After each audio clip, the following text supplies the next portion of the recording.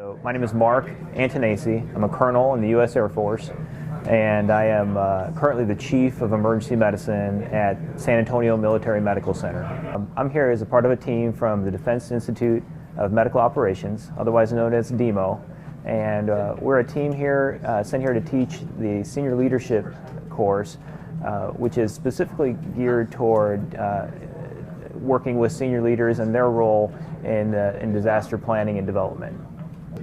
Right, so we're working very closely, and I think this displays this as well as anything, how closely we work with our Philippine partners and other coalition partners in developing these disaster plans, which is going to be key for any type of an event that might happen to this magnitude.